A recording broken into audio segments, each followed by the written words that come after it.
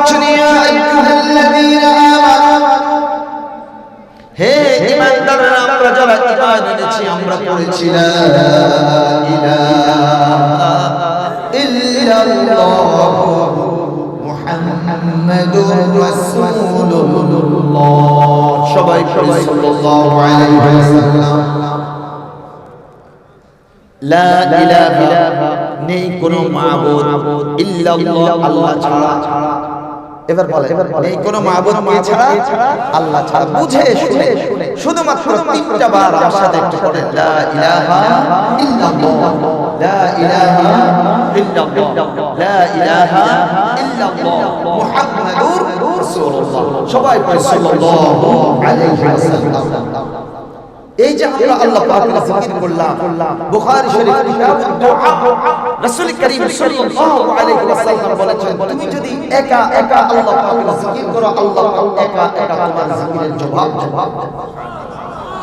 আর তুমি যদি কোনো হালকার মধ্যে কোনো সমাবেশে আল্লাহ পাকের জিকির করো, তোমার এই জমিনের সমাবেশের চেয়ে আল্লাহ পাক আরশে আজিমের এর চেয়ে শ্রেষ্ঠ সমাবেশ বসে। সেখানে আল্লাহ পাক আমাদের জিকিরের জবাব দেন সেই সমাবেশে।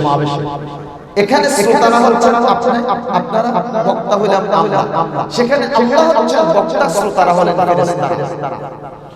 রব্বুল আলামিন ফেরেশতাদেরকে সামনে রেখে আমাদের জিকিরের জবাব বলেন, ও ফেরেশতারা শুনো, ওই চালখেল পশ্চিম শ্রীনগরের আমার কিছু বান্দা আমার জিকির করছে, তাদের জিকিরের জবাবে আমি বলছি, তারা তো আমাকে দেখে নাই, আমার আযাব দেখে নাই, গজব দেখে নাই, তারা জান্নাত দেখে নাই, জাহান্নাম দেখে নাই, তারপরও বিশ্বাস করে আমার জিকির করছে, আমি তাদেরকে মাফ করে দিলাম, আমি তাদেরকে জাহান্নাম থেকে মুক্তি দিলাম, তাদের জন্য জান্নাত নসিব করলাম।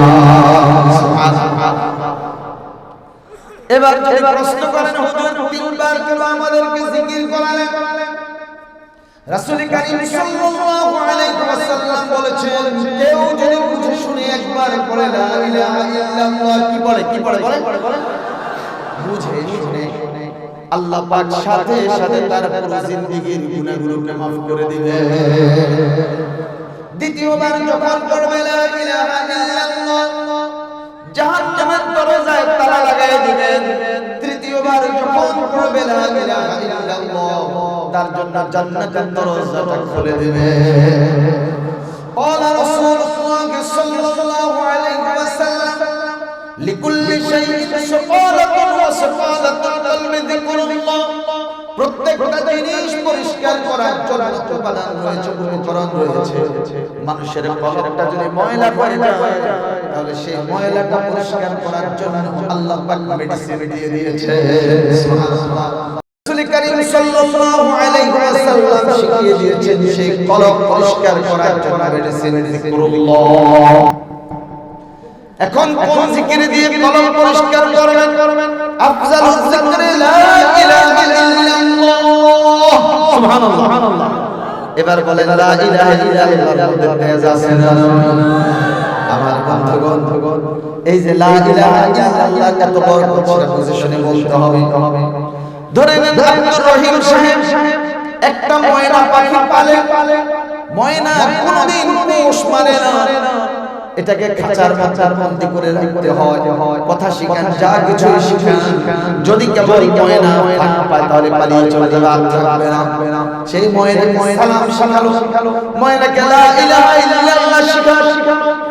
ঘরের গেটের মধ্যে, বাড়ির গেটের মধ্যে, খাঁচার ভিতরে ময়না বন্দী। আব্দুর রহিম সাহেবের বাড়িতে আব্দুল করিম সাহেব জিজ্ঞাসা করে, ময়না আব্দুর রহিম সাহেব বাড়িতে আছে? ময়না বলে লা ইলাহা ইল্লাল্লাহ। যত প্রশ্ন করে সে বলে লা ইলাহা ইল্লাল্লাহ। এখন ময়নাকে বলবে, ময়না যাই জিজ্ঞাসা করে তুমি বলো লা ইলাহা ইল্লাল্লাহ, লা ইলাহা ইল্লাল্লাহ দিয়ে তুমি কি বুঝছো আমাকে একটু বুঝাও। ময়না বলে লা ইলাহা ইল্লাল্লাহ বুঝছো কোনার কথা কোন ঠিক না বেঠে? ওই ময়না মার্কা লা ইলাহা ইল্লাল্লাহ যদি আমরা জপি, তাহলে আমাদের জীবনে কোনো পরিবর্তন আসবে না। আপনি লা ইলাহা ইল্লাল্লাহ এই কলেমাটা পড়েছেন, আমরা স্বীকার করছি, স্বীকৃতি দিচ্ছি আল্লাহ ছাড়া কোনো মাবুদ নাই। কথা বলেন, আমাদের স্রষ্টাকে এই জমিনের স্রষ্টাকে, সূর্যের স্রষ্টাকে, আকাশের স্রষ্টাকে, সমস্ত বিশ্ব জাহানের স্রষ্টাকে আমরা সমস্যার আওয়াজ করলাম, চিৎকার দিয়ে বললাম আল্লাহ। ওয়া ইযা কিলা লাহুম তাআলা, ওগো রাসূল, যখন তাদেরকে বলা হয় তাআলা আসো, কোন দিকে, ইলা মা আনজালাল্লাহ, আল্লাহ পাক কি নাযিল করেছেন একটু বলেন। কোরআনের দিকে আসো। ওয়া ইলা রাসূল, রাসূল কারীম সাল্লাল্লাহু আলাইহি ওয়াসাল্লামের সুন্নাহর দিকে আসো। ওই মানুষগুলো বেজার হবে, আপনাকে রাজা কাটতে লাগাবে, আপনাকে বিভিন্ন ধরনের মৌলবাদীর জঙ্গি ট্যাগ লাগাবে, মসজিদের মধ্যে দাঁড়ায় আপনার বিরুদ্ধে উল্টা পাল্টা কথা বলবে। রাআইতাল মুনাফিকিনা ইয়াসুদ্দুনা আনকা সুদুদা, তারা কোরআন সুন্নাহ কায়েম এই দিকে নজর দিবে না, নজর না দিয়ে তারা কোরআন সুন্নাহ থেকে দূরে সরে যাবে, মানব রচিত বিধানের দিকে যাবে। সূরা নিসাতে আল্লাহ পাক জানিয়ে দিয়েছেন এরা হচ্ছে প্রকৃতপক্ষে মুনাফিক। এরা কি মুনাফিক হতে চায়? কে কে মুনাফিক? একজন হবেন না, আল্লাহ সবাইকে খাঁটি ঈমানদার হওয়ার তৌফিক দান করুন। লা ইলাহা ইল্লাল্লাহ, ইয়া আইয়ুহাল্লাযীনা আমানু তাকুল্লাহ। লা ইলাহা ইল্লাল্লাহ দিয়ে আমরা শুরু করেছি, একটু আবারও বলেন লা ইলাহা ইল্লাল্লাহ মুহাম্মাদুর রাসূলুল্লাহ। এই কালেমার মধ্যে অংশ রইল তিনটা, বলেন কয়টা? আরো জোরে, তিনটি অংশ। এক নাম্বার লা ইলাহা, দ্বিতীয় নাম্বার ইল্লাল্লাহ, তৃতীয় নাম্বার মুহাম্মাদুর রাসূলুল্লাহ সাল্লাল্লাহু আলাইহি ওয়াসাল্লাম। আপনাদের এদিকে গরু পালে, গরু গাভী দুধ দেয়, যেই গাভীটা দুধ দেয় সেই গাভীটাকে স্পেশালি একটা বালতি করে ভাতের না বাতের হ্যান মা লাগছে, অসুবিধা নেই, চিনেন আপনি বাতের হ্যান কুমড়া যাও হই ইত্যাদি খাওয়াইনি। এখন গাই সময় হয়েছে, গাই দোয়াইবে বালতির মধ্যে। আগে তো দোয়ানিতে দোয়াইতো, দোয়ানি মালসা কুবা, ওনার এখন বালতিতে দুধ দোয়ায়, মাটি রেখে দিছি। আচ্ছা, এখন দুধ দোয়াবে ওই বালতিতে। খেয়াল করে জবাব দেবে, বাটিতে কুড়া লেগে আছে, ভুসি লেগে আছে, সেটা লেগে আছে। আপনি কি বালতিতে দুইবেন? কিনলে দুইবেন, কারণ বালতিটার মধ্যে ময়লা লেগে আছে, এটা পরিষ্কার করতে হবে, দুধ রাখা কি ঠিক? আমাদের কলবের মধ্যে আমরা আমাদের রব্বুল আলামিনের প্রতি যে ঈমান এনেছি সেই ঈমানটাকে রাখবো। তাহলে কলবটাকে দোয়া দরকার আছে না?